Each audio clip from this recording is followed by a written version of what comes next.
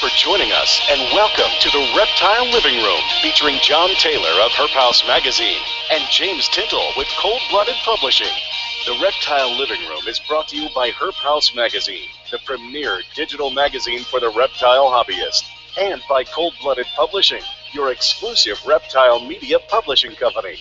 Now, here are John and James in the Reptile Livingroom.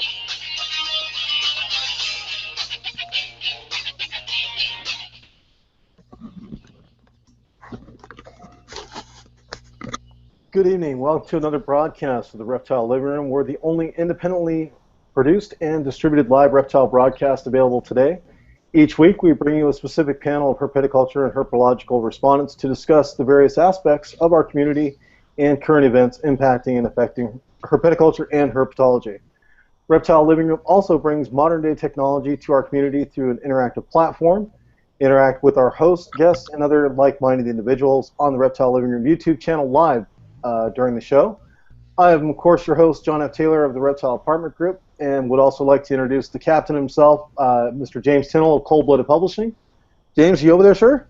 I am. Good evening. How are you? There you are. How are you, sir? I'm doing well. Well. Staying busy as always. Oh, yeah. Let's not talk about how busy we are. We have an awesome show tonight, though, but before we get to our guests, let's take care of our sponsors. I would like to do a couple shout-outs real quick. Hello to Darcy and Donna, my neighbors. Hi there, folks. We're live on the air. Also, of course, shout-outs to Reptile Owners of Canada, Facebook group out there doing some really awesome stuff for the people of Canada. Our sponsors tonight, as always, are Cold Blooded Publishing, and their book, The Guide to Honduran Milk Snakes, is currently available on Amazon. And I think they were running a 10% special, was it, Jimmy, on the Amazon? Actually, 26 was the highest. Wow, really? Yeah, 26% discount they were running for a while there. Wow, all right. So definitely, if you don't own it yet, definitely grab a copy. If you already own a copy, buy another one. Give it to your friends. They need it. Trust me. It's great book on Honduran milk snakes. Also, herpetoculture.com, another one of our sponsors. Volume 4, Issue 3 has just been released. It's got tuataras, selecting reptile pets. The second part of Dr. McCormick's article on reptile inbreeding is available, and his first part of that article is now available for free at herpetoculture.com. Natalie Beto, Wildlife Illustrator, is another sponsor of ours. Check her out at nataliebeto.com, or you can find her on Facebook as well. She does an incredible amount of artwork, and now she's back doing daily creatures. And the last one I think I saw was the Uromastyx, which, of course, is my favorite. Who else do we got for sponsorships, Jimmy? You got Reptiles Express, covered them. Reptiles Express, #1 shipper in my opinion, and we did some calculations and found out that even with the competitors' coupons that are doing like 40% off the shipping rate or whatever it is, Reptiles Express is generally still less expensive than the competitors for shipping reptile goods and products and services. So definitely definitely check them out, reptilesexpress.com. And we have the tongue twister, of course, Happy Gecko Sticky Situation. Hello to Rachel. Thanks for being such a great sponsor. And I saw Rachel just got in, if I'm not mistaken, T-shirt material. So she's actually going to start possibly creating T-shirts. Don't quote me on that. Do check her out, though. Happy Gecko Sticky Situation. And let's see. Dragon's Lair. Dragon's Lair Canada. Definitely check them out if you're in the Canadian areas. They just got in some frilled lizards, I believe, last week. And they also got some pretty rare stuff in last week as well that they're going to start working with this year. And really great folks up there. Definitely check them out. All of the sponsorships will be in the show notes due to our executive producer, Chad, who is pretty much responsible for tonight's show, I would say. He went around and gathered all the guests up, Actually discovered their websites. I guess Jimmy knew about both of the websites. I knew about one of them. So Jimmy, who's our guest tonight? I'll just turn it over to you, and then. Well, Do actually, you have any shout-outs, or? Yeah, before we get into guests tonight, we have to talk about the additions to the Lacey Act. Today's the last day. You need to get your comments in, and comments in now. You only have a few hours left. I did a short video on Reptile Livingroom YouTube page. It's been shared through the Reptile Report, reptileapartment.com. It takes 10 minutes to get your comments in. Go to UseArc. They have a bunch of key talking points. Put them all in your own words. Go to the links that I have provided and put your comment in. It's something that we need to do as a whole, because it's not just adding reticulated pythons, anacondas, and boas. There's a lot of verbiage in that addition that really could really hurt everybody later on. So we need to take care of that, and take care of that as soon as possible. So if you haven't done so, stop watching. Go to our YouTube channel and click the link that says Reptile Fans, you need to act now, and watch that short 7-minute video I did the other morning. Please do so. It'll help everybody in Reptile Nation out, and anybody that keeps captive animals. Dogs and cats included, because they'll be after them later on. So, and with that being said, I am going to go ahead and introduce one of our guests who actually has a reticulated python.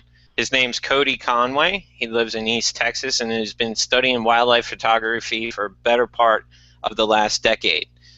Cody, welcome you to the show. How are you this evening? I'm doing good, thanks. So what do you have there in your lap? So this is a dwarf male golden child reticulated python. You know, the retics are kind of becoming an up-and-coming thing for a lot of people, because they're coming in such a great variety of sizes, colors, mutations, varieties, that you really could in the future, pending legislation, see a retic in everyone's collection. We're getting them to the size of corn snakes for stuff like male super dwarfs, and this here is actually a nearly full-grown dwarf male retic. And so, again, it's not a lot of snake here, but it's just a fantastic animal, and the new addition to the Lacey Act could harm the industry as a whole in so many different ways. Right. I'm glad to see. I've noticed a lot of people having retics a lot more. I've seen them across social media a lot, and it's great. I mean, you're right. The morphs, the unbelievable amount of morphs that are coming out. And, of course, the dwarfs will make it a lot easier for the smaller hobbyists to actually have them in their collection. Yeah, that was one of the things that, Jimmy, that kept me from keeping the large snakes, you know, especially living in an apartment. The one I did rescue for a couple months that I boarded, it was just too much snake. I mean, 18-foot snake in a 2-bedroom apartment. I mean, the mess that they make, you know, because what goes in one end has to come out the other. That's not pleasant in the summertime in an apartment, let me tell you. Right. I wish they had dwarfs back then when I was in the, you know, collecting large snakes, but man. Absolutely. So Cody, let's ask a few questions, since you're one of 2 guests here tonight. And how'd you get interested in wildlife photography, and especially, you know, you do a lot of reptile photography in the wild as well? Yeah, so the interest actually started back when I was a young kid, and 35mm was the thing to use.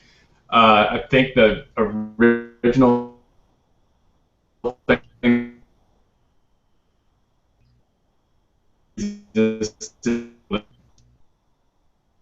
got me really excited to try and get outdoors with a little bit of danger involved and try and photograph these scenes. And so I picked up one of those cameras and started using it and trying to compose, and just from there it led to photographing different subjects like landscapes and birds, and of course then I brought it into my herpetology studies when I'd go out to the field to do field collections or field work.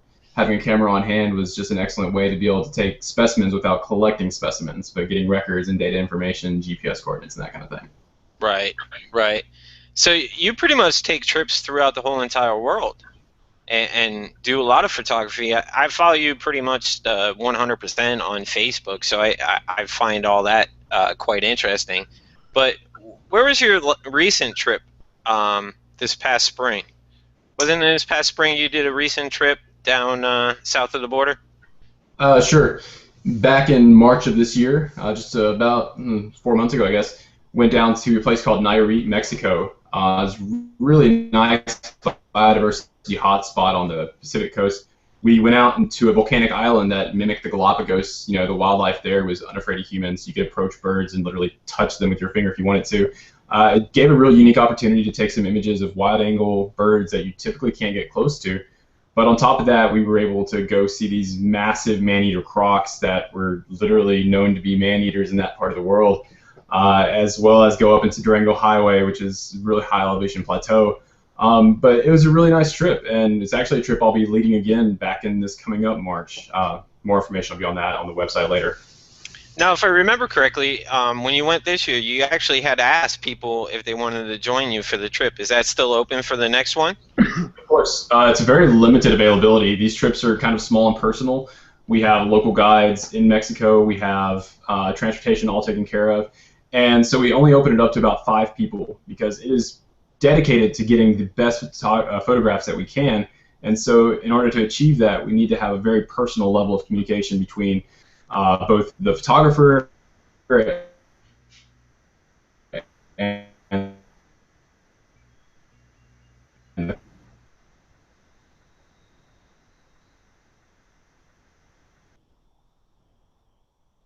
Did he freeze on us? I think so. I think he did. Chad, can you take care of that? And we'll just go ahead and follow suit. And let's introduce our next guest. And it's R.C. Clark. She lives in the desert Southwest and specializes in desert wildlife and nature photography. Is that correct, R.C.? Yes, it is. So thank you for having me on. Oh, more than welcome. We're glad to have you on. A couple quick questions. So how did you get started in nature photography, especially in the Southwest? Well, living in Southwest Arizona, I'm a desert rat. I love the desert and everything about it. I'd always had an interest in photography. I've had a lifelong passion for reptiles, especially snakes. My interest got really more serious in the last 3 years on the photographic side of things. When I met somebody who offered to really show me the ins and outs of wildlife photography and teach me if I was just willing to learn. So I've gotten really serious over the last 3 years, photographing and going out in the field and doing photo shoots at different locations and things like that. Great. And we can see those on your website, Dancing Snake Nature Photography. And yes. You have your logo behind you. You have some awesome pictures on your blog and, of course, on your site as well. Thank you. We're glad to have both you and Cody on tonight. Where'd John go? So, anyway, let's get right into it. And let's start with some questions. Do we have Cody back on? Okay. Cody, are you back on? Okay. Yeah, I'm here. James, you have really bad feedback, sir. Excuse me, John? You have really bad feedback. All right, go ahead. You go ahead and talk and see if you still have it. Okay. So, let me see, where are we at here? So we were talking to Cody. Now, Cody, you were talking about, I caught that you are leading the trip. And so talk to me a little bit about how this works out here. You said it's open to 5 people to go with you to the down in Mexico and that kind of thing? Yeah. So what we do is we have transportation and a local guide who knows the area really well, fluent in Spanish, knows where to go, where not to go, you know, that kind of safety protocols people have. And he basically picks us up at the airport, and then I'm the kind of local guide that's going to be specializing in the photography aspect, helping people understand their equipment, getting people set up for the shot, helping people understand why they may have missed a shot, and hopefully improving everyone's technique as the trip progresses. And then we have a local bird guide who's actually there to identify species, point out local stuff. And then we just get to have some fun. Like we did this past March, I got to swim with a 30-foot whale shark, which ended up smashing me into the side of the boat. There's a GoPro video of it, but I haven't released it quite yet because it's humiliating. We got to try and catch some crocodiles, which ended up being a disaster.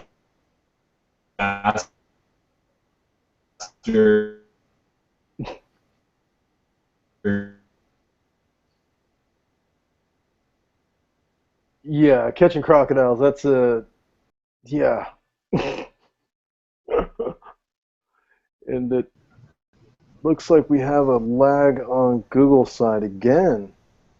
Google is just not our friend tonight, evidently. So... Hey, John, do I still have feedback on this one? No, sir. No, you're good to go now. Okay. Now, Cody was talking about capturing crocodiles, and then his camera... Oh, there he is. Are you back with us, Cody? I think so. I think I had internet drop out there for a second. Okay. You were talking about catching crocodiles, and that was also a disaster, and it was after the whale shark incident. So go ahead.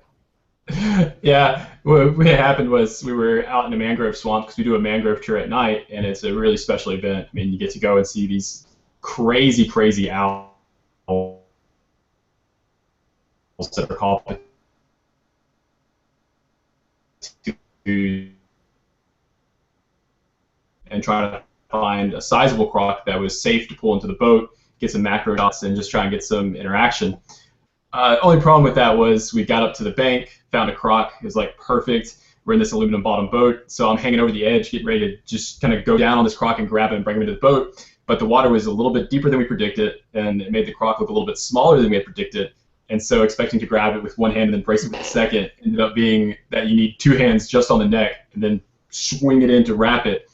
So I've lunged overboard, committed to it, grabbed this croc, and all of a sudden everyone's laughing as I'm about to get pulled into the water with it, and it starts death rolling in the hands, and then I just finally can get released of it, and they pull me back into the boat. Needless to say, we didn't try it again that night. It was had some scrapes, and it's got all good fun though. Okay, yeah, I've swam with or actually waded with crocodiles or alligators. Sorry, American alligators, and that was definitely an experience because I reached out and touched the female's tail as she was leaving, and she didn't even like that, and just one swat of her tail about knocked me over in the pool, and that was just amazing. So I can't imagine what it must be like to try to actually grab a crocodile from its wild habitat and bring it into a boat with you. That's just while nuts. It's sleeping. That is just nuts. Oh man. And this was a trip to Mexico, you said. And what part of Mexico was this in again?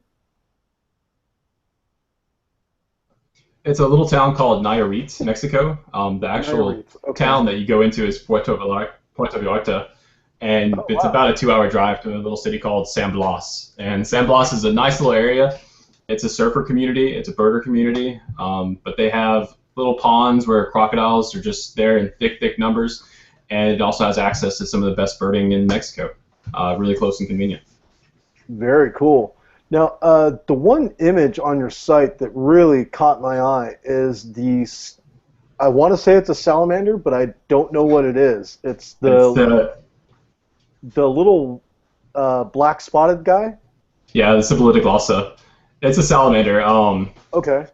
And that image was actually pretty cool because it was submitted to Cal Berkeley Photos, stock images. I got approved a little bit earlier last year and got that image up. And the doctoral professor who actually founded that species found that image and contacted me. He was just like, man, I just really want to thank you for that was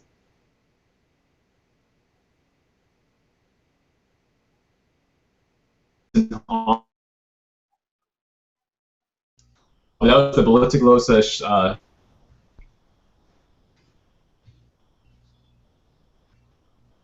Wow, this is going to be a fun show, guys. Lots of issues, lots of technical issues. Let's see if we can get Cody back wired on. Let's swap back over to RC. Sorry about the feedback there, RC, but can you tell us a little bit about dancing snake photography?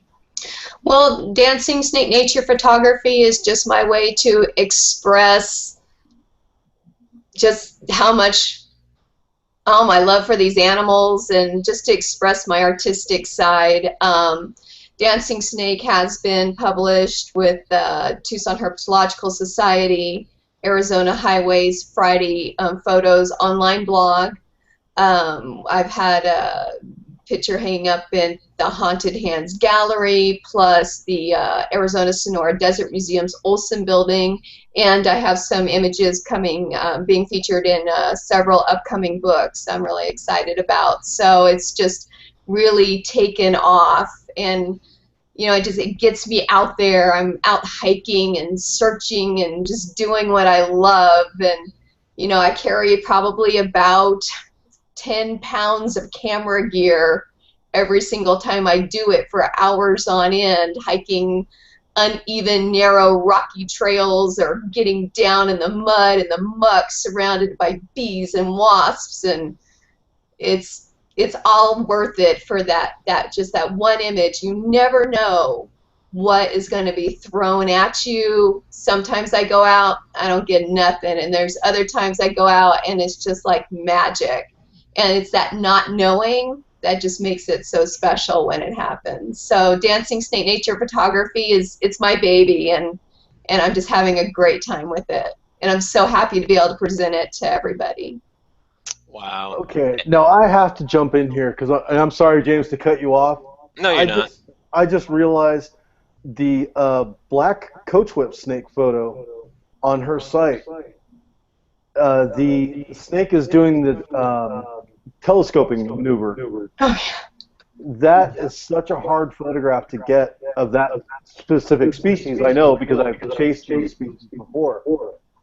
How did you get that? Well, this snake, if it's the photo, because I have a couple on the site that have that telescoping action. If it's the one I'm thinking of, I came across the snake. I think it might have been asleep or something, and it had its head resting on a rock. Is there a big rock in front of the snake in the photo you're looking at?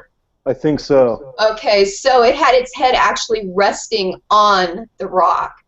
And I get down and I'm photographing it, and I'm shooting it from all different angles, and I'm thinking, God, the snake is like totally oblivious. I can't believe how fast or how close this coach whip is letting me get. And then all of a sudden it raises its head like, you know, WTF, you know, and that just snapped that photo.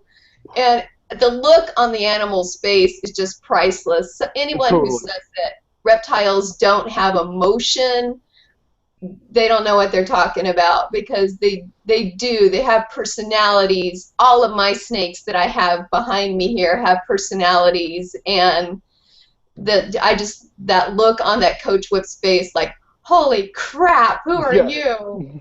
I was so happy to get that photo, and that's one of the photos that's going to be featured on my upcoming calendar coming out next month. Awesome. Very cool. And you mentioned some of the natural hazards of photography. That's something I would like to hear a little bit more about, because I know there's a lot of natural hazards in just being outdoors. But what kind of stuff do you run into with photography? Because I know you have to focus on the animal. Mm-hmm. So how do you pay attention to all the natural hazards at the same time? Okay, so like when I'm out in the field, I don't just blaze through there. I'm walking pretty slow. I'm scanning the ground. Now, if I always have my gear out, because you never know when something is going to present itself. So it's a good idea to have, if you have more high-end gear, you really want to get it insured, and you can get it insured through your homeowner's insurance, which hardly costs anything at all. So if I trip and crack my lens or something, it can be replaced.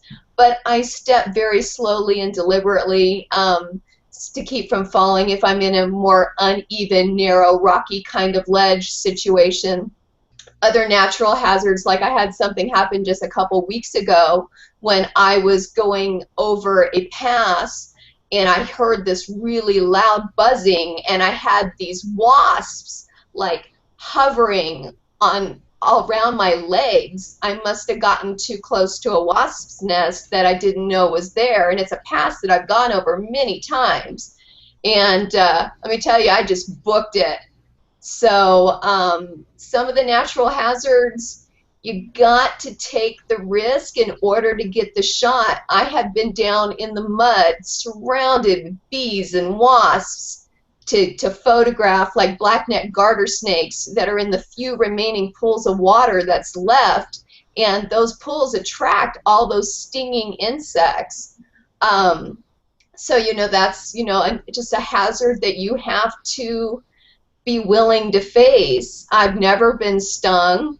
As far as other hazards, like when I'm photographing a rattlesnake, I don't get too close. I have photographed them with a macro lens, probably got maybe a tad closer than I should have, but I used to be a keeper's assistant at the Desert Museum, and I have a pretty good feel for when a snake is stressed or when they're super chill. I have a good feel for strike distance, so I knew I was at a strike distance.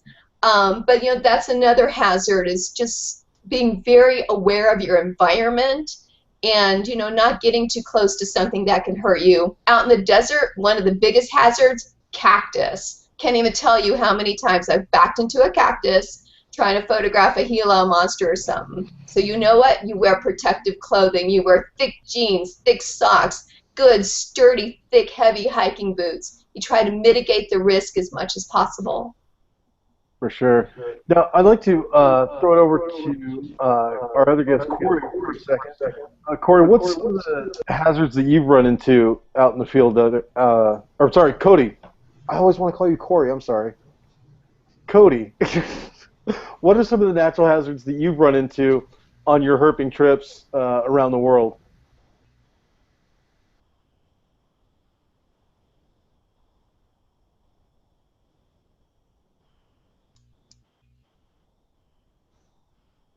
Is he frozen again?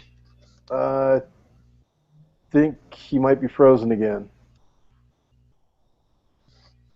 Well, that's not good. Man, Google just hates us today. All right. I know. I think I know. Maybe it's because they rolled out all those new apps that we can actually use. Oh, there we go. We go. I think I'm back, yeah. So hazards, when you're traveling internationally or when you're going to destinations where you've got quite a few things to worry about, whether, trekking through the Amazon, one of the big things was you've got tiny, tiny vipers that you're trying to not step on. Meanwhile, my primary focus is bird photography, so I carry around a 500 f4 lens. It's a $10,000 lens that weighs 16 pounds just for the lens itself. And so you're carrying all this equipment while you're trucking through, swampy territories, just muck bottoms, and pulling your boots out of the mud constantly. But the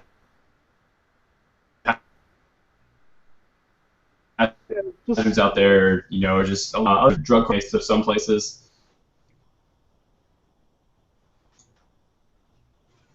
Whoa. That's not good. I think, okay. Oh. I think it, oh, there you go. Yeah, it seems like it's cutting in and out for me, guys. Yeah, Cody, why don't we do this? Why don't we have you log out and then log back in, and that sometimes will fix the issue. Okay. And then what we'll do is we'll pick on RC for a couple minutes again, and then when you come back in, we'll jump back over to you. How's that? All right, sounds good. All right. And before we pick on RC again, Chad, you said the Q&A was blowing up, was it? If you want to take some Q&A. I can't even hear chat. Oh, he's got his mic muted. I'm talking backwards tonight with all this. There he is. I'll put him in chat for you. All right. All right. So let's go ahead. Let's go ahead and start. I mean, hats off to you and Cody for doing all of that. traveling and getting dirty and all that stuff. So hats off to you two for all of that. But let's get into like the nitty gritty stuff of a beginner. You know, somebody that's watching the show, an audience member that's watching the show, that may be looking at wanting to do that for the first time, or wanting to, you know, start taking pictures and learn how to do it. RC, let me start with you. What did you start off gear-wise? Was it a small, inexpensive digital camera, or did you jump right into a point and shoot or a DSLR? You will have to unmute your mic. There you I'm go. so sorry, I thought I had.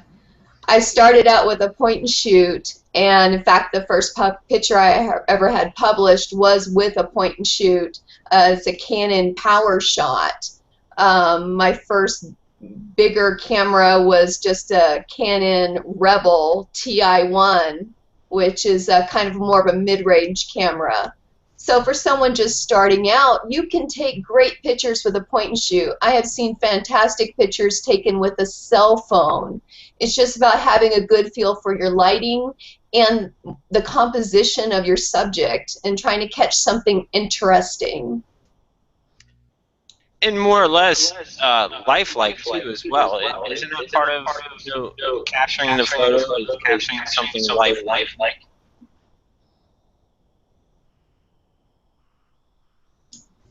Well, when capturing something lifelike, I'm not sure I understand the question. You mean far as capturing it in a natural setting? Absolutely. Okay, so if you're talking about like shooting through glass and making it so that your audience can't tell that you're shooting through glass, there's definitely some different tips and tips you can do for that.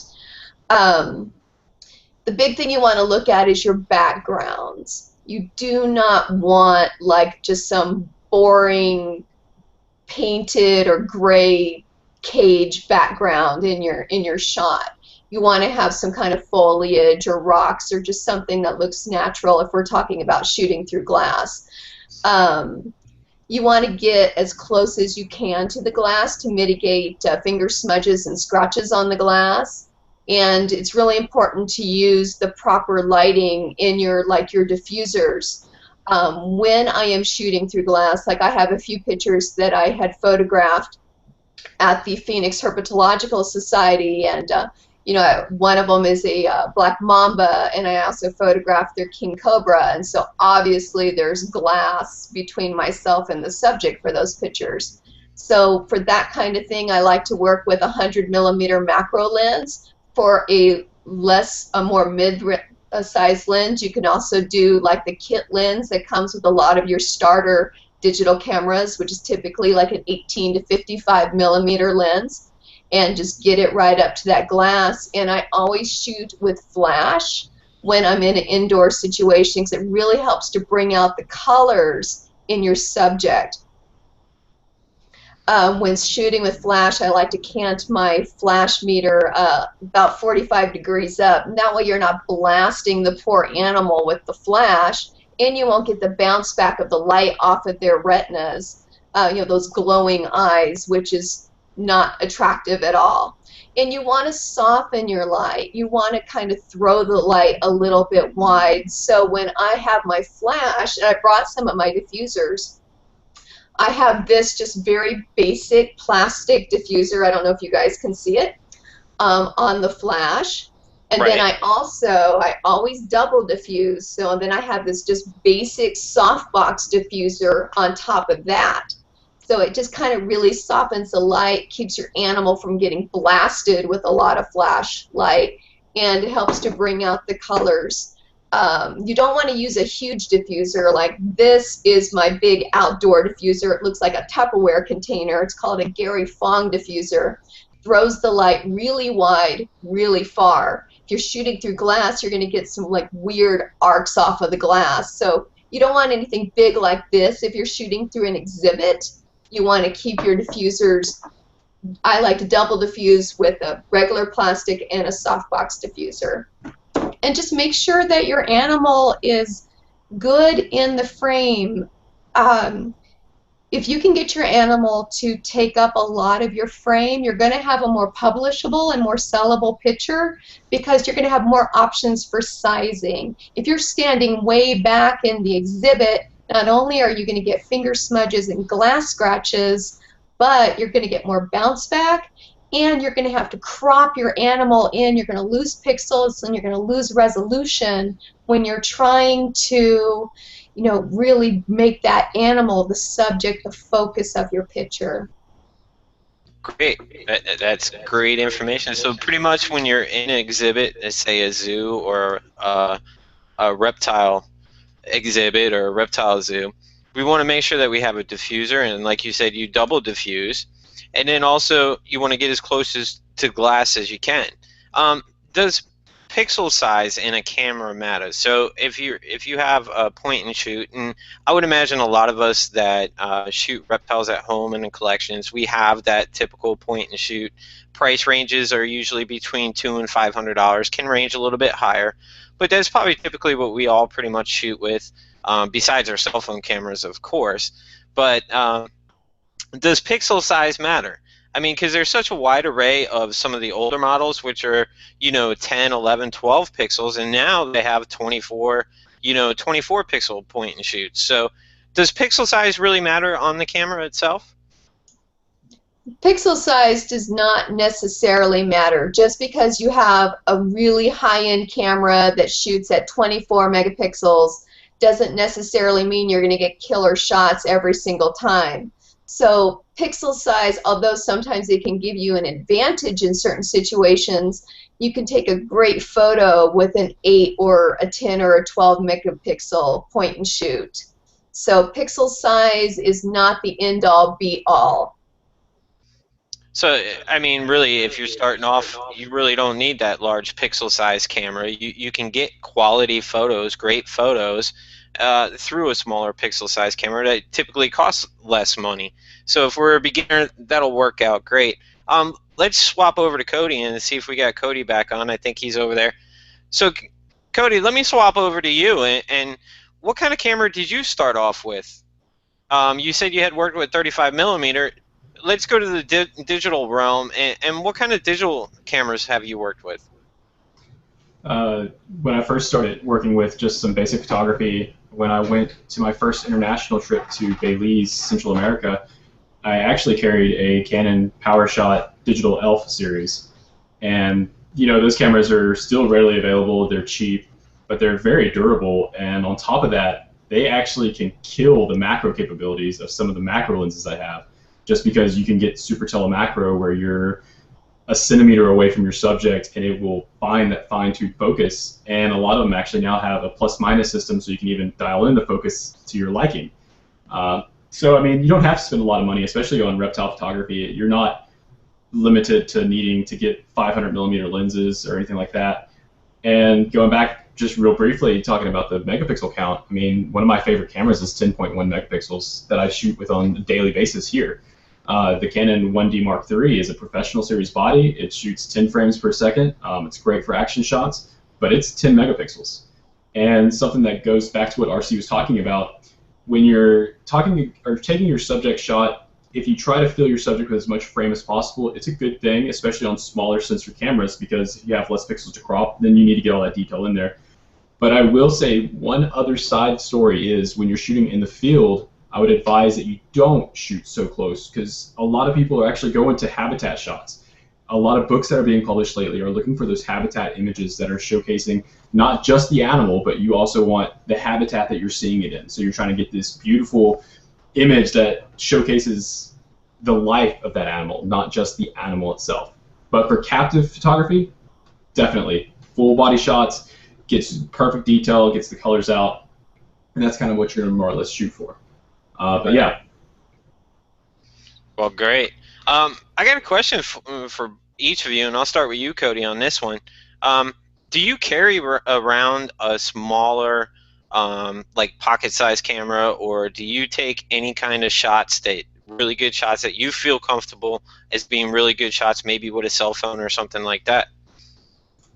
Yeah, Usually I'll have a GoPro in my bag just to be able to use that for ultra wide angle. I'll have a camera phone, which, you know, I've printed shots from a camera phone that actually came out phenomenal from my last Mexico trip even. When I was on the island, I didn't feel like putting the wide angle lens back on, just grabbed my cell phone, took a nice landscape shot, and it came out superb. The technology really has pushed a lot further than it was back in the VGA camera days where it's 0.3 megapixels. And then one other thing that I keep in my bag is a Nikon AW100, which is, again, a rugged series, weatherproof, waterproof, diveable camera that's submersible. It's just something that's really nice for the moment where if you've got a big camera lugged around your shoulder, or if your gear's kind of away, you can still get a usable shot with these things. But keep something like a receipt in your pocket, because if you do need to use the onboard flash from those point and shoots, sometimes you need to diffuse it using like a receipt, using a film canister. Anything like that will actually diffuse the light real well, and it makes it very workable. Great, some great tips there. I didn't even think about the receipts for the flash cover. I never would have thought of that in a million years. That's yeah, amazing. That's great. RC, what about you? Do you carry around smaller gear as well? I do. I always have a Canon PowerShot with me, just for every day, and then when I'm out in the field or going on a shoot, I bring my bigger gear. But yeah, I love my Canon PowerShot. It's not a very expensive camera, and it takes really good pictures. Yeah, I actually have a Canon PowerShot, so I'm very happy with it as well. Well, so even the professionals carry around smaller gear, and I know most of us captive guys are going to stay in the smaller gear range. We're not going to be buying the $10,000 lenses like Cody has, because they take professional pictures. And me personally, I'll leave the professional stuff. I just want to capture my collection, you know, in the best atmosphere that I can, especially for selling. So let's jump into light, because that's always been a problem of mine, has been the lighting of the subjects in a captive arena. RC, we can talk about shooting in like zoos and stuff. Have you done a lot of shots of like captive stuff, like you have captive animals? So do you shoot them a lot? I actually don't photograph my animals. So no, I haven't photographed my animals. I know it's sad. I have done special shoots at you know, some, like the Chiricahua Desert Museum and the Arizona Sonora Desert Museum, but no, not mine. Sorry. Do you do indoor shots, like in an indoor setting? Are you talking about like a home, or I'm not sure I understand this? Yeah, absolutely. So, like, if somebody came to you and had a collection, would you go and take photos of that collection on an indoor setting? And if so, what would the lighting be that you would recommend for that? Would it be like a CFL, incandescent? What kind of lighting can we look at for photographing captive animals inside? Okay, so if someone had wanted me to come to their house and photograph their collection, the lighting, you know, I like as much natural lighting as possible, but I'm going to be using mostly fill light from my flash. So that's really where I'm going to be getting my lighting from. It's going to be from my camera settings, adjusting my shutter speed, my aperture priority, and my ISO, and then using my flash, really. But I do like more, you know, if the room has a window, you know, if the window can be open to let more natural lighting in.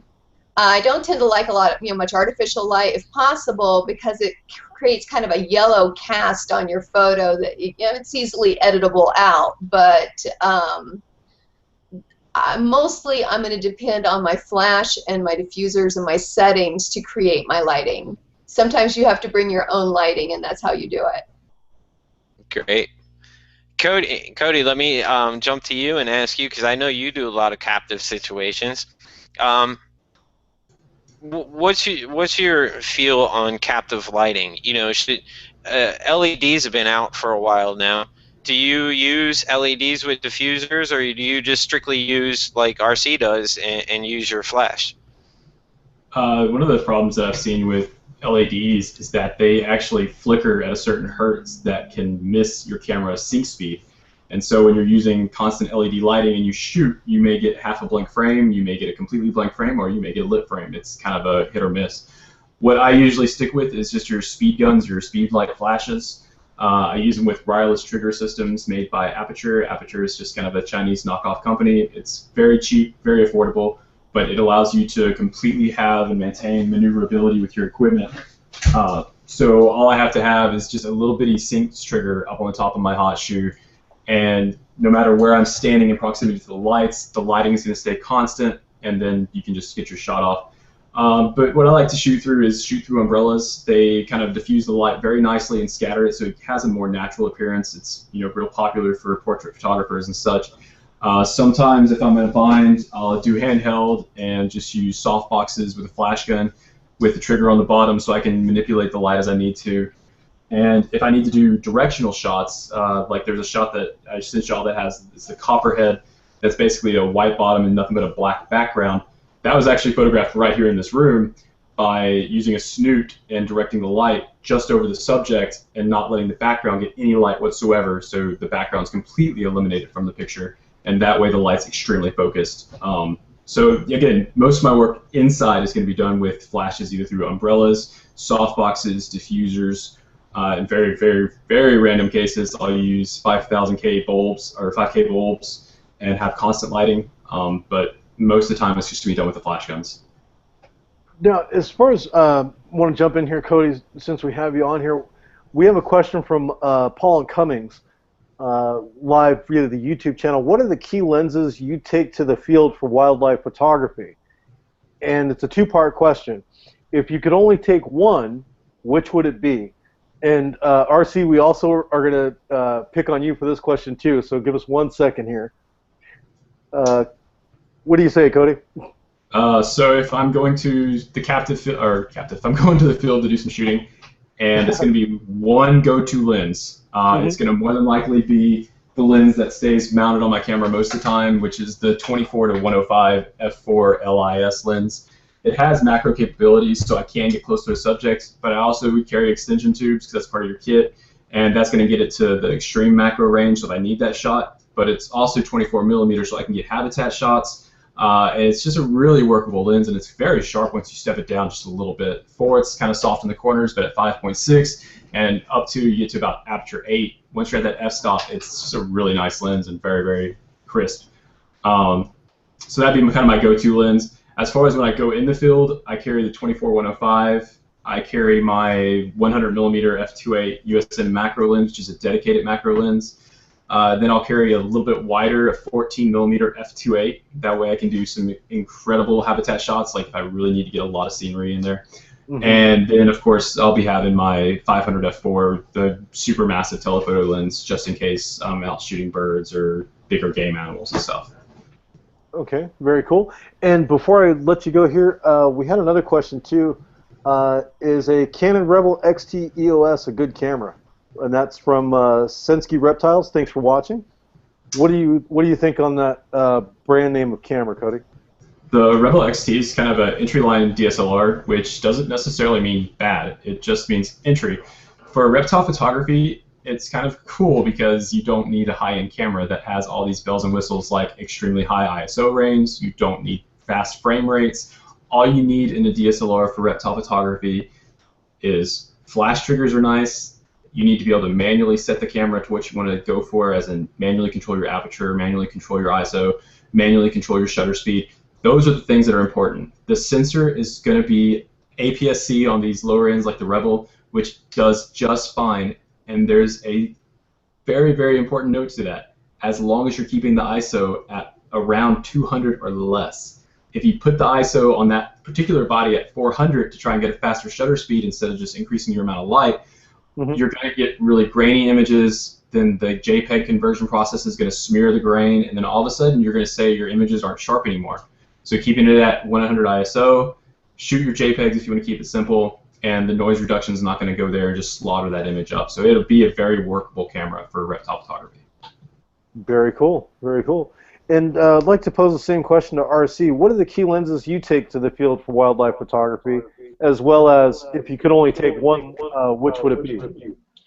Okay, so if I could only take one lens out in the field, it would be my 70 to 200 2.8 aperture lens. It's a great lens for, you can get landscapes with it. You can, get, it's got that 200 millimeter capability. And also, if you're getting close to something, you can switch it over into a manual focus and get those, it's called reverse macro on the lens, and you can get those clean close-up pictures. You're not going to get quite the same effect as if you were using a dedicated 100 millimeter macro lens, but you can get fairly close up with a 70 to 200. And it's my primary lens that I take out in the field. A lot of times with when I'm photographing snakes, I can't get too close because they're going to bolt. So I need to be able to have some distance on there. What I do take out also, so that would be if I could only take one, I always bring my 100 millimeter macro lens, and I have a 2x teleconverter that I can put on the 70 to 200 to get me into a 400 millimeter reach in case something's far away, further than my 200 will reach. I like the 70 to 200 also because it's really great for forcing bokeh into your pictures. That's where your subject is really in focus and your background is just kind of soft and muted. And some people really like bokeh, other people don't. They want just a clear, sharp background. So, that kind of brings the artistic side into photography a little bit. But yeah, I don't quite bring as much gear as Cody, but I bring a fair amount of gear out, and I always have my flash on my camera and my diffuser and everything ready to go too. So I'm hauling a fair amount myself. Very cool. And now Chad had a question here. Where did it go? Hey, Chad, where's your question? You had a question about lighting?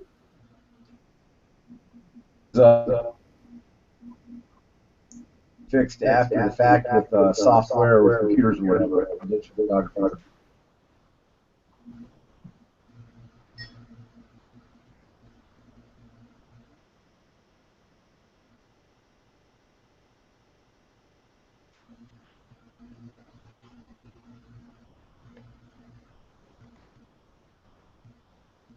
How much lighting and color can be used? How much of lighting and color can be fixed after the fact with software? Either Cody or RC, whoever would like to chime in first on that one. So I think the most important fact to that question is that if you're shooting with a point-and-shoot camera, it's very little. And the way to think of it is if you're shooting 35 millimeter, once you've taken that photo, you've got it on a negative. And that negative can then be processed how you want it. When you're shooting in the digital age, your camera is actually going to take a negative image as well. We call it a RAW file. Sometimes it's a .cfr, CR2, .nef for Nikon, but it's a RAW file nonetheless. So when you're shooting with some of the higher end point and shoots and with mostly all DSLRs, you have the capability of recording to that RAW format. That RAW format is a pain in the neck to new photographers, and it is scary. But the RAW format is one-touch access to get it converted to a JPEG, which you could do at any time and still have that RAW file. If you just shoot JPEG, you can never get that RAW file back. So going back to the color correction and things like that, you cannot color adjust accurately with a JPEG image because it's already encoded to that image, and it's going to be an 8-bit image. A RAW file is a 14-bit uncompressed negative of what it took. And you can go in and manipulate the settings that will actually tell it, okay, this is actually this color, this needs to be this color. And there's a tool for that. And it works amazingly well, and it's something that's always in my camera bag now. But it's basically called a passport color checker. And all you have to do is take a picture of this in the scene. So if you're about to shoot a reptile on this rock, put this on the rock. Take your camera out, use the exact same lighting you plan on using. You photograph a raw image of it, and then you're going to send that to Lightroom or Photoshop or whatever processing program you're going to be using. and you can create a profile that will be embedded to every image in that series. And that profile will use those color codes to tell exactly what color is representing from the camera in the raw and what it should be representing.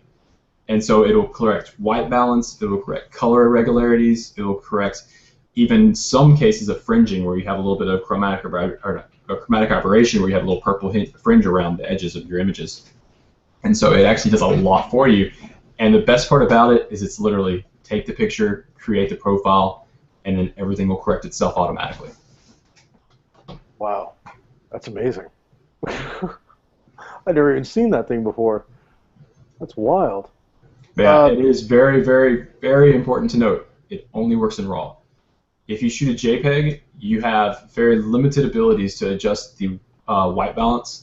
And so when you're shooting a JPEG, it is very important to go ahead and set a manual white balance using a gray card or a neutral card, which it has that as well. You just put that in your scene, go to white balance, set, custom, and then it's going to ask you to point the shutter at that, point the shutter, and then it's set for the scene. That will at least get you somewhere with a JPEG versus trying to correct it later. Gotcha. Makes sense. Now, as far as RC, what's been your experience with the color correction on that?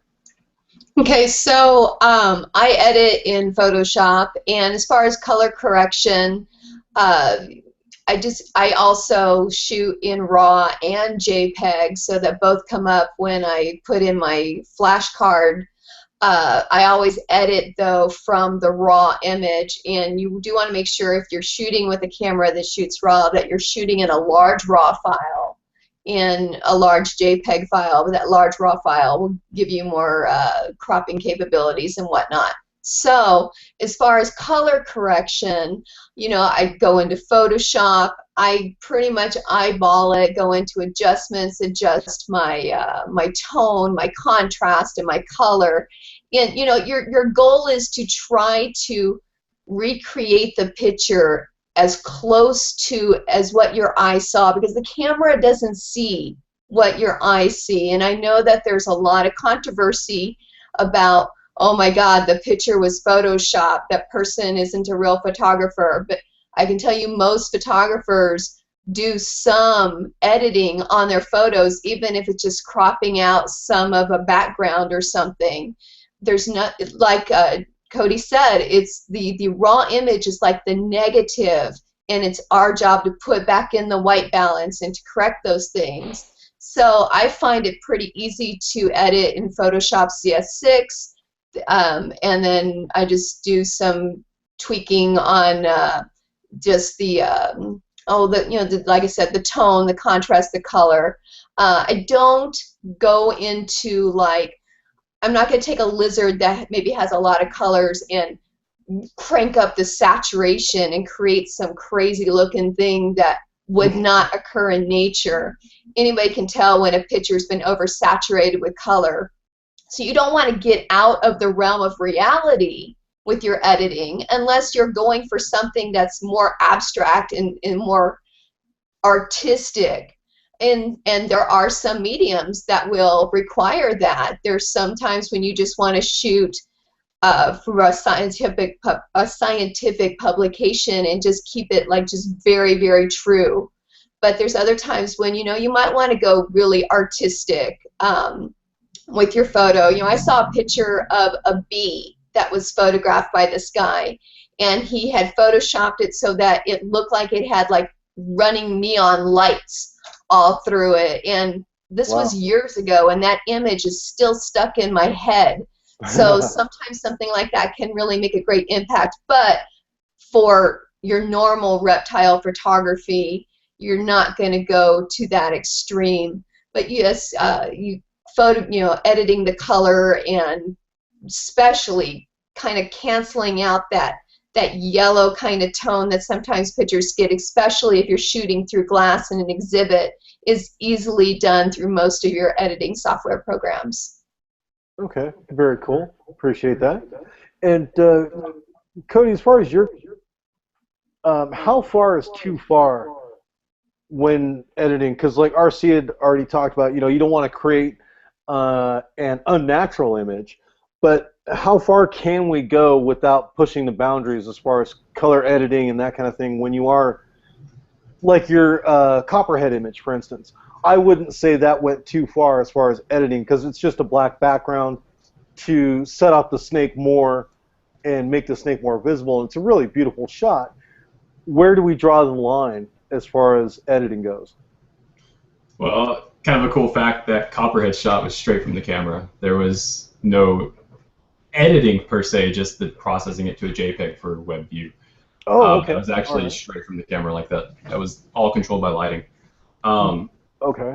But yeah, you know, one of the things that some of the photographers over in Australia are practicing right now that I kind of took my swing at when I was in Panama last September was doing high dynamic range with reptiles. High dynamic range photography is kind of a thing that people can go a little bit crazy with. So the concept is, when you photograph an image, you can only expose for one part of that image, whether you're exposing for the foreground, the mids, or the highs, or the background. The background may blow out because it's too bright, because you had too much shadows. Maybe the foreground's too dark because you're posing for the mountains in the background. And so the idea is that you take 3 different images, maybe 5 images, and you're going to stack them together. And that stacking effect is going to take the spots that are blown out in highlights, and it's going to replace them with midtones. Then it's going to take the one that's blown out for the dark areas where the shadows are just too deep, and it's going to bring those up to midtones, and then it creates this eerie looking image that is completely not completely in focus, but completely exposed. But we call it high dynamic range, and that's kind of something that I want to see more done in the hobby. But at the same time, it can be a little bit too much for scientific publication. I think it's a no. I think you really need to stick with using something like a color checker, because this is a visual representation of what is being in the scene. This gives you the most accurate representation of color. But for my wild imaging art, for the galleries that I do, for the gallery pictures that I sell, you know, you want to have a little bit more leadway of capturing the scene. Again, if you're capturing just the snake, keep it as realistic as possible. Oversaturating it is just for making shirts or, you know, cups or something crazy that people just want to have and have a little commodity. But for scientific publications, keep it simple. And for, you know, dynamic art that you're going to hang in your house, I think experimenting a little bit is okay. It's just to whatever that person wants or that vision is. Very cool. And I have seen some of the HDR photography done with the landscapes and stuff like that. And it's quite beautiful.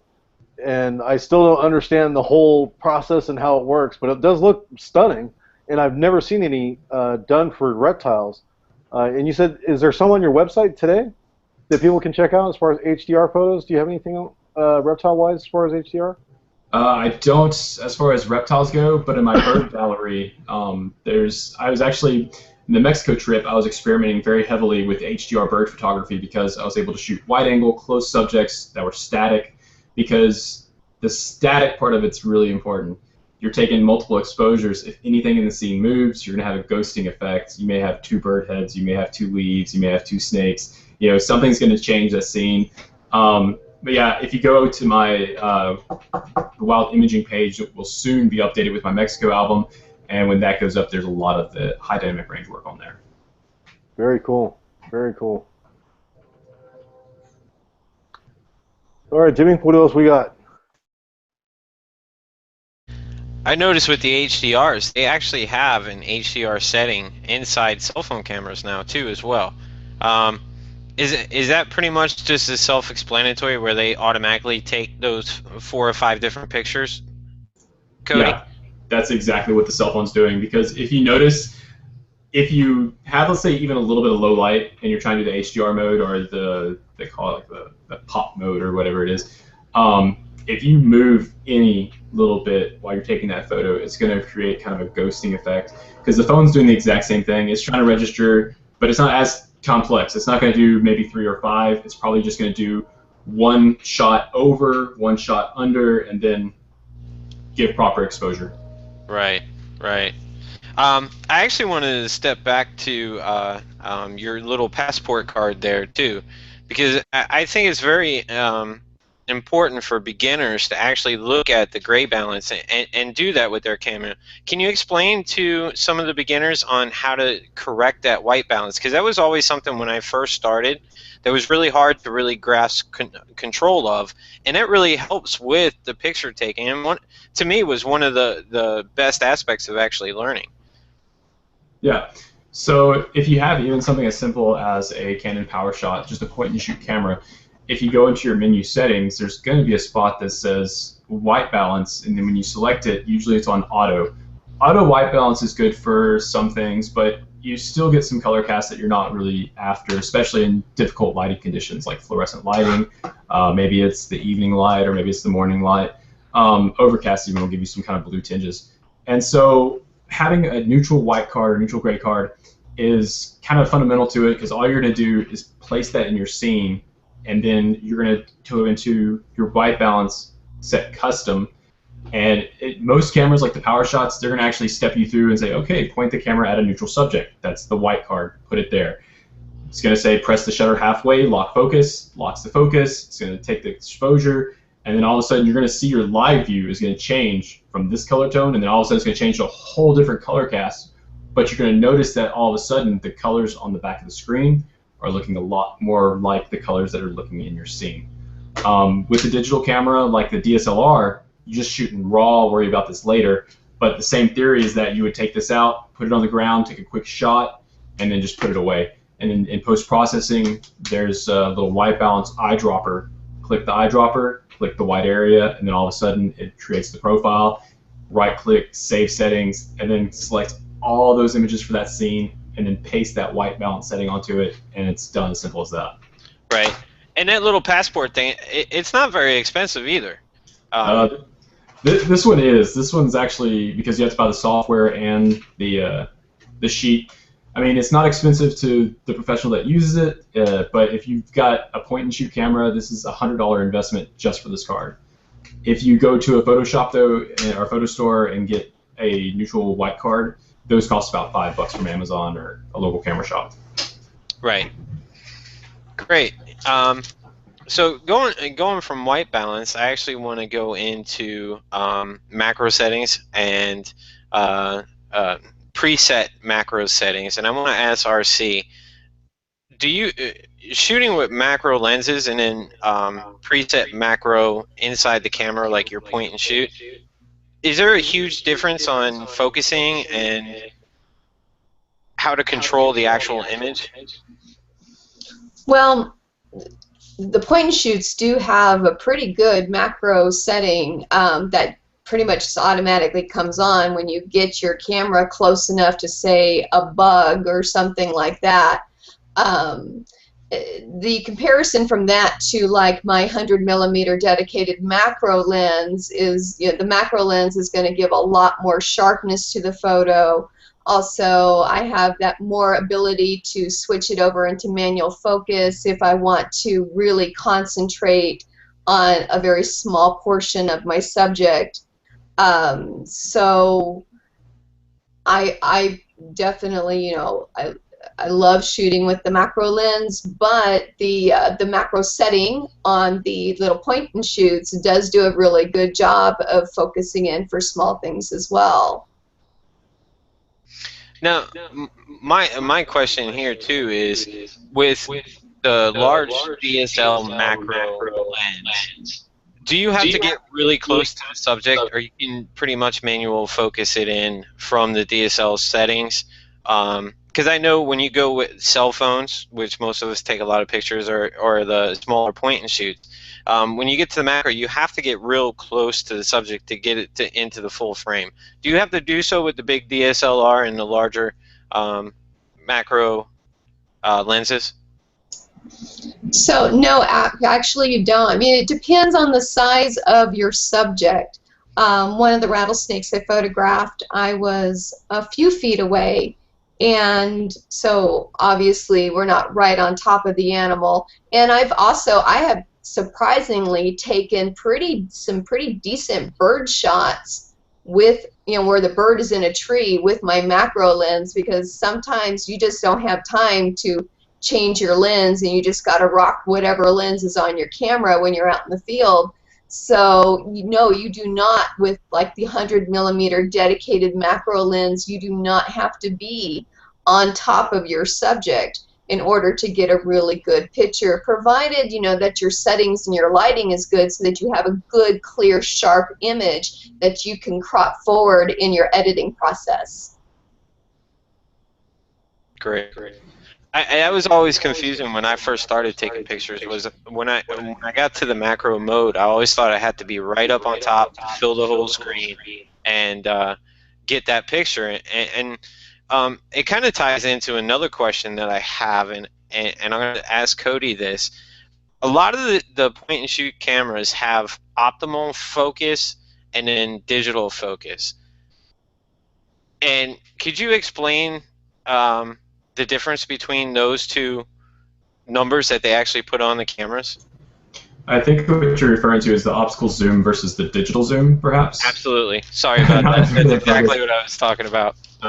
So think of digital zoom as post-process cropping. It's just looking at a smaller portion of the sensor, so it's pulling the image closer, thus enlarging it, making it blurrier, looking at more pixelated subjects, and it's blowing it up a little bit.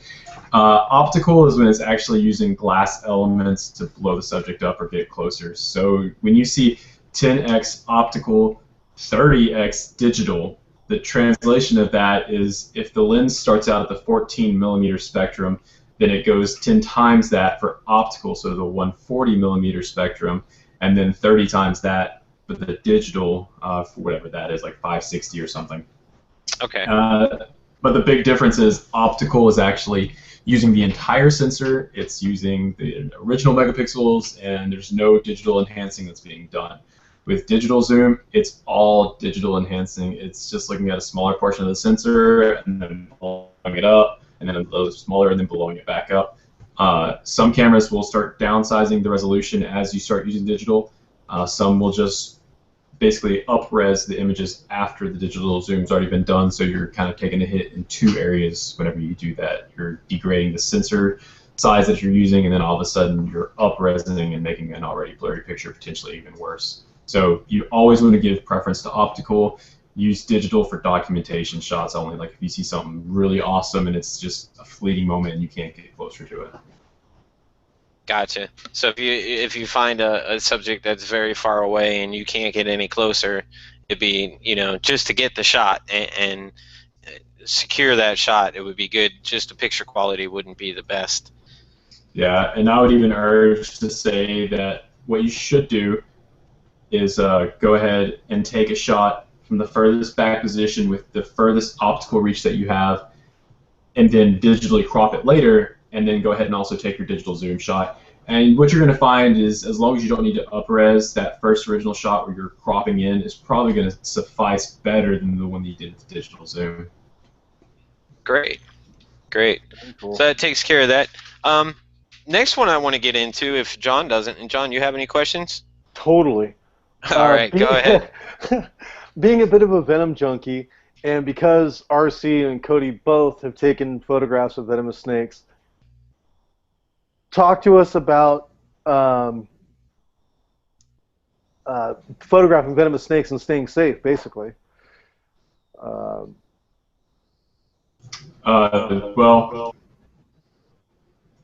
what you can do is you either isolate yourself from the subject to be further away so that you're not getting into harm's striking range or anything like that.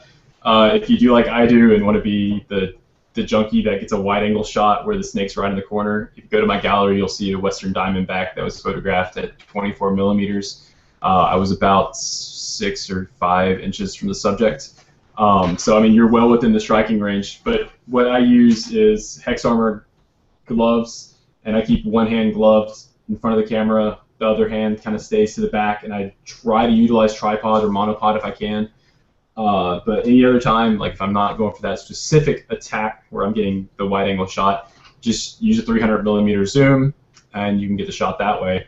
Back in April, when I was shooting with the professional photographer Nate Chappelle, me and him were doing a photo competition down in kind of south central Texas, and we were photographing a rattlesnake for me, I was just shooting it with a wide-angle lens, or I was shooting it with a 100mm macro, and I'm laying on my belly, getting at ground level with the snake not even 5 to 10 feet in front of me. Meanwhile, Nate, who's not a snake guy, he pulls out his 500mm lens, backs up 20 feet, and is getting down on the ground with it to get the shot. So everyone's going to have their own idea of what safety is, and you know, you don't want to approach it to a point where you're not comfortable, and if you've never worked with a venomous snake, then you definitely want to just shoot with the longest telephoto you possibly can. Good point. Good point.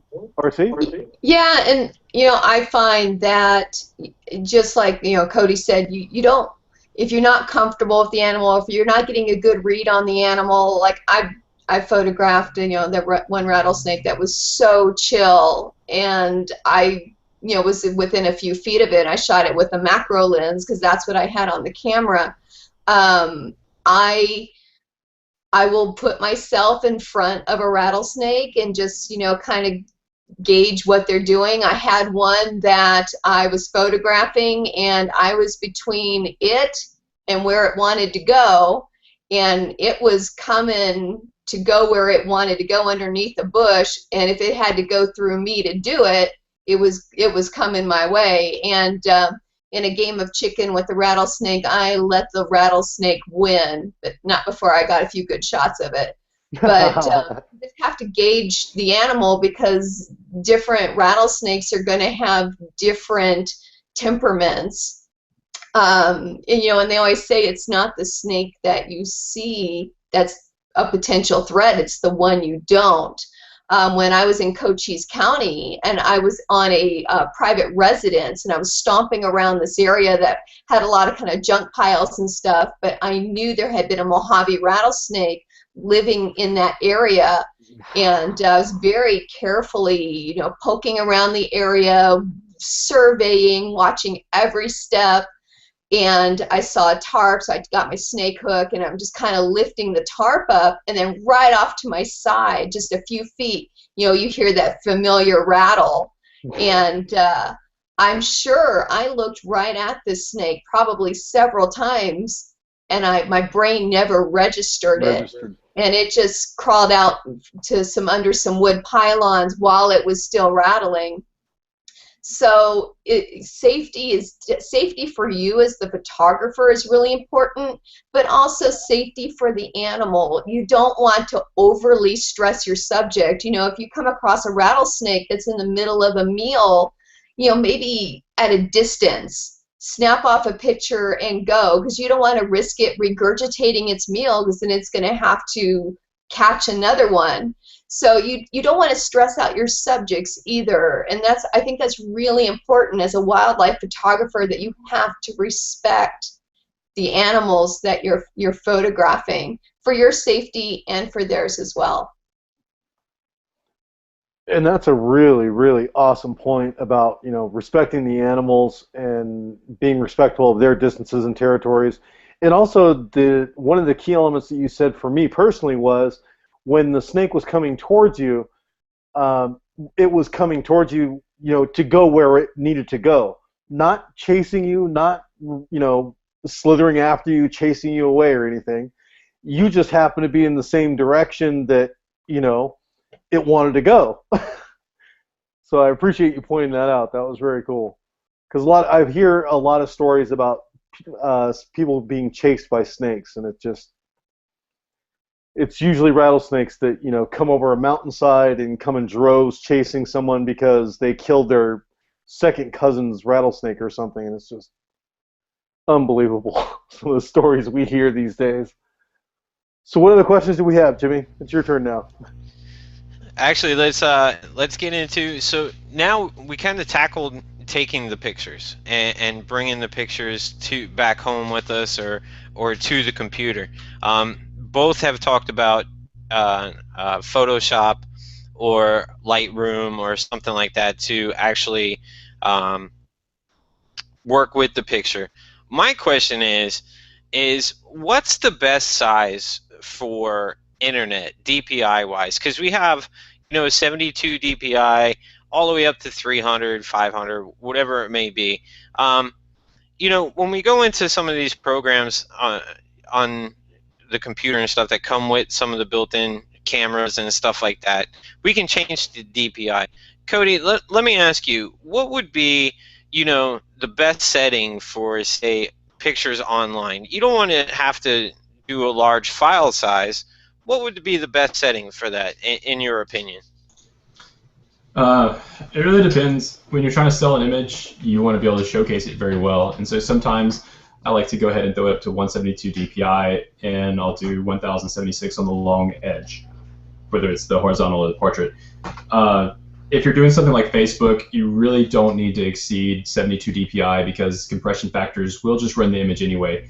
As long as you're controlling the compression that's going on at 72 DPI, put that long edge at 800 or 1200 pixels, you're going to be a lot more satisfied than if you put it at 300 DPI, 1200 on the long pixel side, and then uploaded it to Facebook, and then all of a sudden it's going to kind of get a grungy look to it because it's recompressing it, and it's going to try and down-res it anyway. I think they fixed that because you actually have an HD option now, but from all my experiences with it, just 172 is okay if you're trying to get some detail in there, but 72 for Facebook is more than exceptional. And it makes for quicker page loads and everything else, especially for everyone using their mobile devices nowadays. Yeah, and I find when I'm uploading to Facebook, so yeah, I'll take it down to a 72 as well, and I'll actually take that width down to about 600 to 650, just because it's so easy to download a picture from Facebook, and if somebody downloads an image, I really don't want them being able to get anything better than maybe a 5x7 or out of it.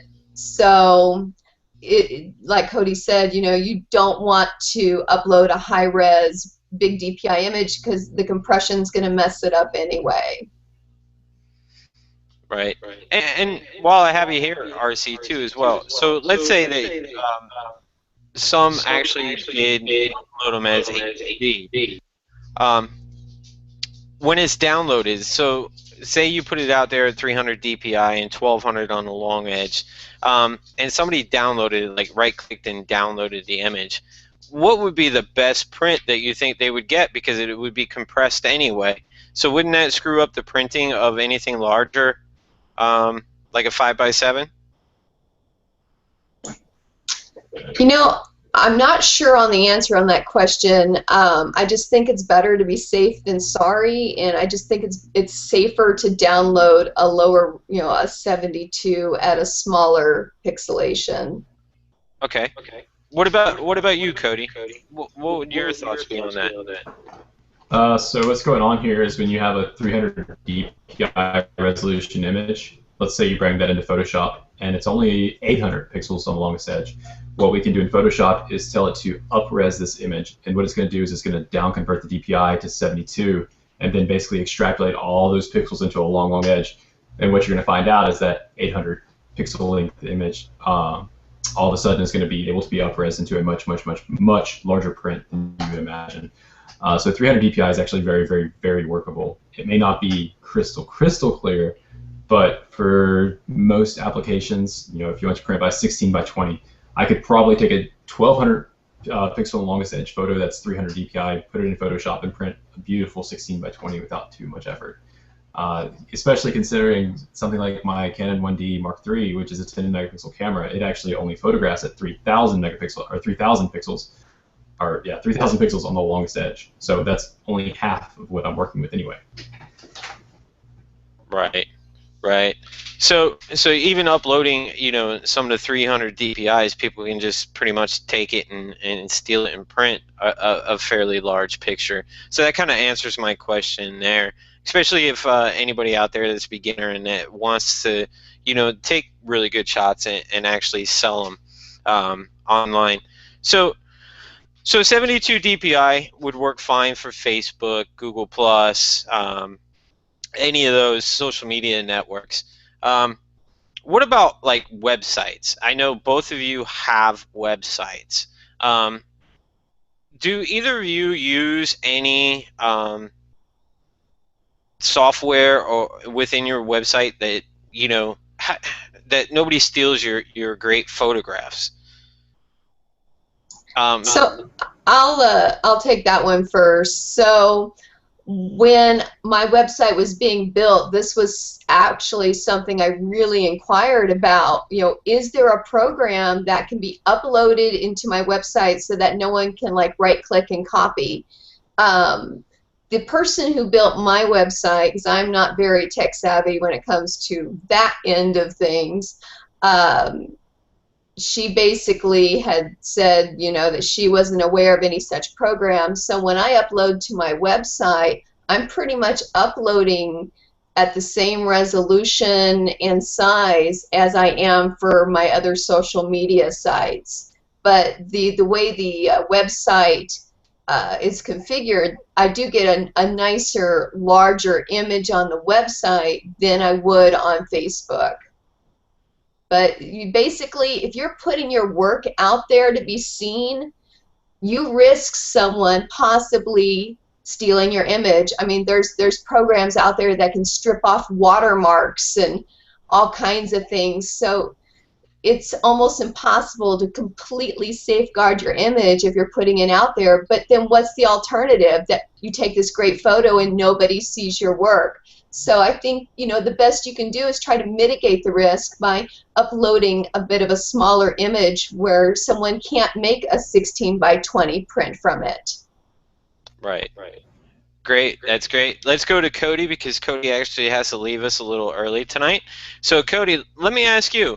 I'm going to ask you actually the ending question since we're going to say goodbye. If money and laws were no object, I know you keep retics, but if money and laws and nothing was an object, what animal would you want to keep? Yeah, it's a funny question, but actually retics have been on my dream list since 2002. I've been studying them for 10 years before I was actually able to dive into it. And so, yeah, that was my big dream pet, and that's what I work with today. I'm real happy about it. Great. Wow, I think that was the first on that answer, huh, No John? kidding. That's awesome, dude. You actually got to work with your dream animal. That's awesome. That's great. So, Cody, where can everybody catch you? Your website is... It's over at wildimaging.net. You can also reach me on Facebook at facebook.com/wildimaging. All right. Cody, Very thanks for coming on and letting us hear all that knowledge you have on photographing and some great pictures. And anybody can contact you to actually purchase your photos, right? Yep, for purchasing questions or anything like that, I'm always available. All right. Great. Thanks, Awesome. Cody. Thanks for coming on, and well, I'll be talking to you. I Thanks appreciate very it, much, guys. Cody. See ya. All right. So let's throw it back over to RC here real quick. Now, working with the venomous stuff and some of the other photographs you've done throughout the years, what would you say is your favorite photo that you've shot so far? Oh my gosh. My favorite photo that I've shot so far. That's a hard question because Of course. there are so many of them that I love. One of my favorite photos is actually of a yellow mud turtle and its reflection. You know, one of the things I love is when you can present a reptile in a way that makes a person smile, or someone who maybe doesn't like reptiles, and they can look at that and go, okay, you know, that's really cute.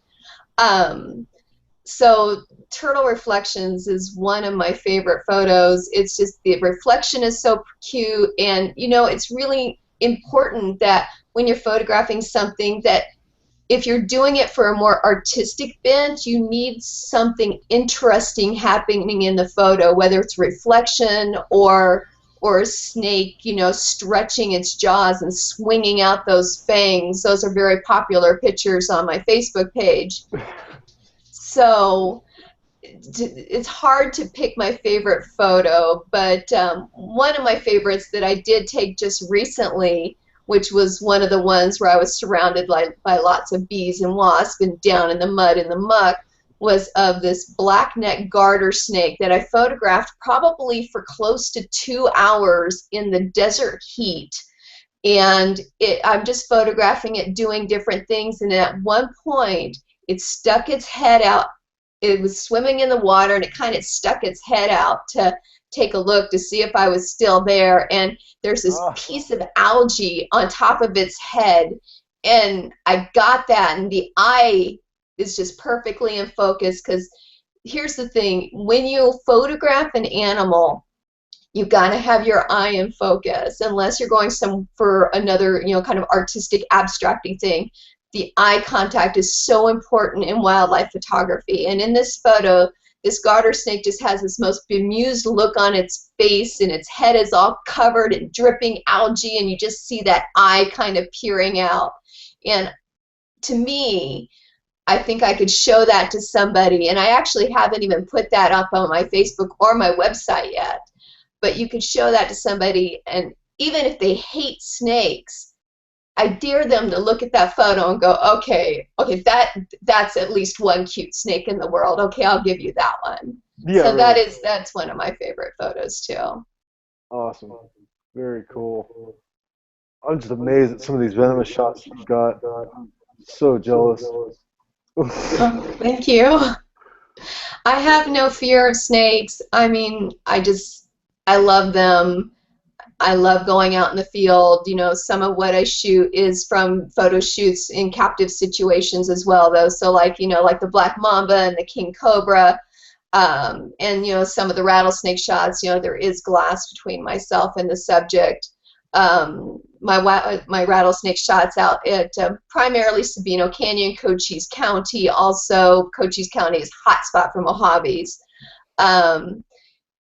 Just those shots are a little more rare, but they're more special because they're more rare, and there's that slight element of risk that does kind of ratchet up the adrenaline and kind of like it.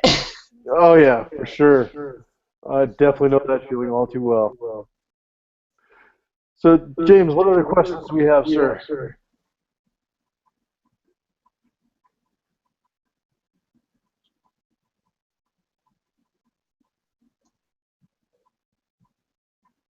James, your mic is unplugged, sir. Oh, there we go. Can you hear me now? Yeah? Yes, I can hear you. Yes, sir. Okay.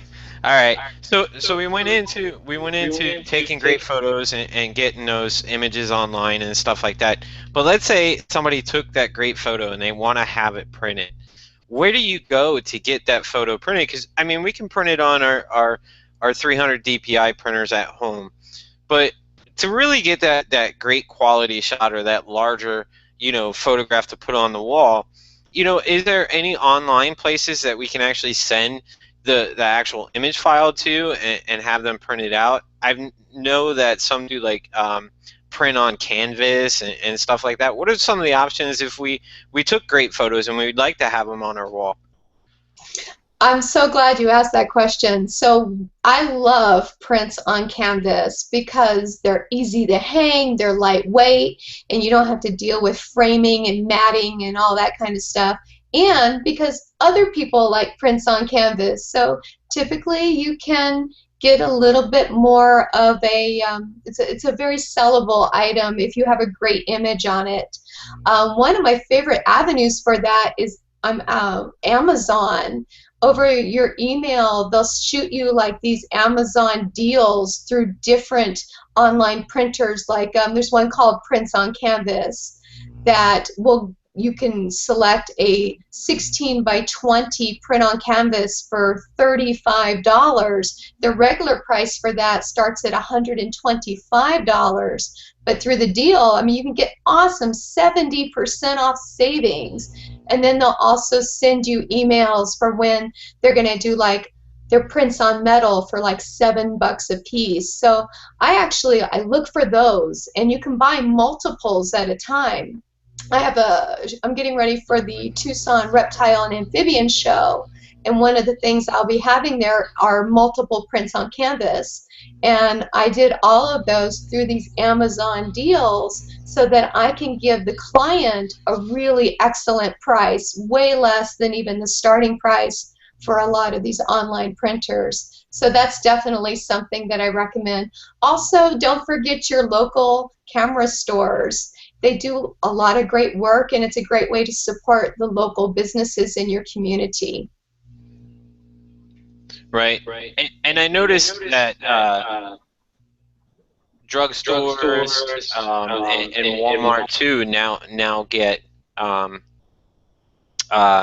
digital images, and you can put them in there. Have you done any of that, and what's the quality? I know I haven't, because I've always ordered everything online, but have you done any, like the local, oh, I need to get these in 5x7 real quick so I can check them out? Have you done any of that? Absolutely. I love Costco, so I'm going to give Costco a big plug. In fact, they did all of my posters. I have 16x20 composite posters that I've done. There's one on my website for World Turtle Day and World Snake Day that was really popular.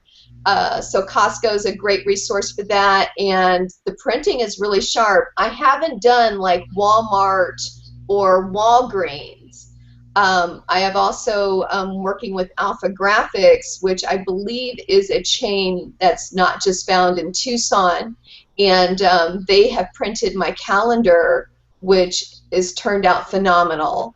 Also, I used Costco for all of my greeting cards. So, and the greeting cards through Costco is not very much per unit at all. So I highly recommend Costco and Alpha Graphics, but I haven't worked with Walmart. However, I do have friends who have had like 5x7s and 8x10s and whatnot processed through Walmart. And the photographic quality seemed to be fine on those kinds of things. Great. What price range? What can we expect from you, price range wise, for a 16x20? Well, for like a 16x20 print on canvas, they're gonna, about $60. So it's, a beautiful image, because one of the things that you have to take into account when you're the photographer is, with so many amazing photographers out there, unless you're a big name, like Art Wolf or something like that, you gotta price your stuff fairly reasonably, unless you captured something just phenomenally rare or just magnificently that other people couldn't look at that and go, well, I could take that photo, even if they couldn't. So you have to really, you don't want to price yourself out of the market. So like the prints on canvas for me are about $60. But like for the show that I'm doing in October, I'm going to have items ranging from $1 on up through the $60 print on canvas. So there's a wide variety of price ranges to choose from. Great. Now, do you do, say there's an image I like, do you do a larger, maybe 48x36 print on canvas? Would you be able to offer something that large if it was a great shot that somebody was interested in? That's an interesting question. I have not worked with that size before. If somebody loved one of my images and they wanted that size, I could definitely try to work it up and see how it would do. It really would depend on the image, and was it an image where it filled the whole frame, where I have that great sizing capability. There are some images that just absolutely would not be able to be sized that large without it just being a mess. So I actually have not worked with that size yet. 16x20 is about as large as I've worked with so far. Okay. It was just something I asked, because there are some images that would be great for a living room piece on the wall. Well, if somebody liked one of those, then I would definitely take it through my software program and see if it could be sized up to whatever size they wanted, and keeping the quality. So it's definitely something that I can check into. Okay, great. John, you got any other questions? No, I think we've covered just about everything that I had, because, the venomous stuff, and then the different lenses in the field, that kind of thing. Excuse me. Those are my biggest questions. Well, I have one last question, and then we'll wrap this episode of Reptile Living Room up. RC, I'm going to ask you this one last question before the main question, last question. But copyrights, what do you look at as all the pictures are copyrighted. You take the photograph, you push the button, it's copyrighted to you. What about like when you post it to Facebook, and in their actual agreements with members and people that they state that they own that photograph? How do you feel as a professional photographer? How do you feel about that? And the way social media is so involved in everyday life for everybody nowadays. So that's been a topic that's been a hot button topic for a lot of professional photographers, especially regarding Facebook, and that they technically own the image. With the things I shoot, I'm not quite sure what Facebook would want to do with like one of my rattlesnake photos. The picture is copyrighted to me. I do put my copyright on, but like I said earlier, anything you post can be potentially stolen by somebody. They can clone out the copyright or strip it and put their own on there. I mean, you just never know. As far as Facebook owning the copyrights, so your alternative is you take down your photography Facebook page, and now you're not reaching thousands of people. My reach, and my page is about smallish to mid-size far as my reach, but I've reached as many as 18,000 people in the course of a day. I would never be able to get that kind of exposure with just my website alone. So Facebook is a fantastic vehicle for getting your work out there to multitudes of people, and they're not charging us, so I guess they deserve to get something out of it. But as far as owning my photo, I'm not quite sure what they would want to do with my photo. So I will have to cross that bridge when I come to it if I see one of my photos like on a Facebook ad and it's not credited to me. So just give me credit, Facebook, and put my website address on there. That's all I ask. Well, if you do catch that image, it would be great to share it on your own page and hey, look, Facebook, grabbed my rattlesnake image and now using it in their ads. So I think just them putting their logo on it would be proud enough for them to even use it and be able to share it throughout the world. But I agree. I mean, I have no problem. Actually, just working with the animals that I work, and I only take little short animal pictures. I'm not a professional photographer. By no means do I ever plan to sell it. But I do work with some very rare snake colubrids and tricolors that I have pictures of, and I find them on other websites. I send out cease and desist letters. I don't know if you've ever done the Google Images back search. So you take your image, you upload it to Google. They show you the sites where your images are on that match the correlation. So I go through that every once in a while for my most popular photos. If it's a site that's an informative site, I just send them an email and say, hey, listen, can you just put courtesy of Tremendous Tricolors or courtesy of James Tintle? But if they're using it in a sales procedure in a commercial setting, and I haven't given them the authority to do so, I send out a cease and desist letter. Have you ever ran into that issue over the course of time? Well, I haven't backtracked any of my photos through the Google Images thing. I have Googled dancing snake nature photography just to see what's coming up, and I have found my images on other websites used in like their in an ad, but the times I've seen that, I've always been credited for the photo.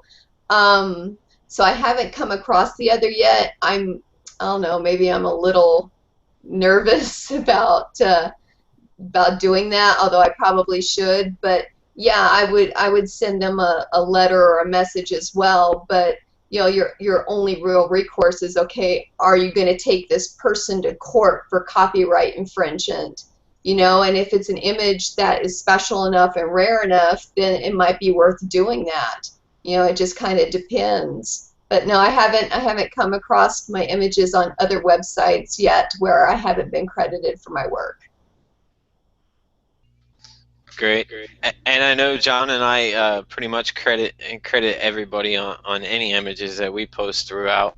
But John, you want to ask the last question of the night, and we'll wrap this show up?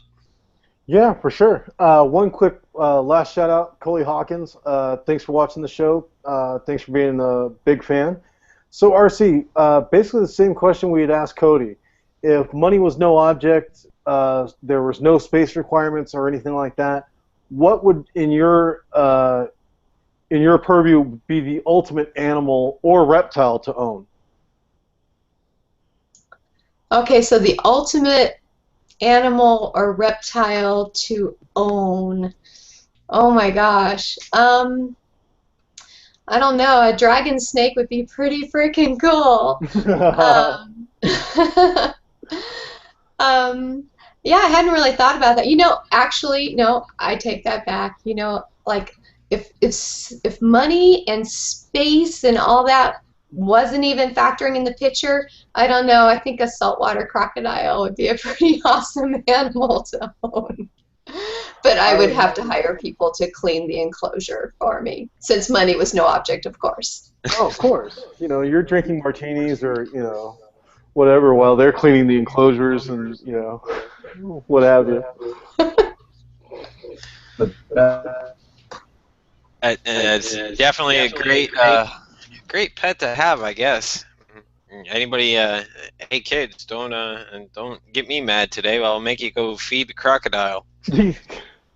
Yeah, I wonder if Sean Heflick has that problem. Yeah, right.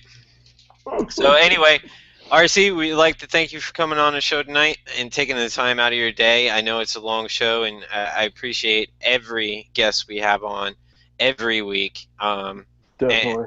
And thanks for being such informative about everything for everybody. Oh, thank you. Thank you so much for having me on. I really appreciate it. I had fun. Awesome. Good to have you on, RC. Appreciate it. Definitely check out RC's website, DancingSnakeNaturePhotography.com. There's some just amazing photographs there, as well as Cody's website as well. And those are all going to be in the show notes at the end of the show. And Jimmy, any final words for us, boss? Actually, if you haven't done so, you have about an hour and 15 minutes to get your comments in on the constrictor ban. Make sure you stay right on the YouTube channel, Reptile Living Room YouTube channel. Go to the previous video and just watch it. Quick write it up, get your comment in. Other than that, I don't have anything else for this week, so let's go ahead and wrap it up. Thank you, everybody, for watching this week's show. Hope you had a great time, and we'll see you next week, Thursday nights, 9 p.m. Eastern Time.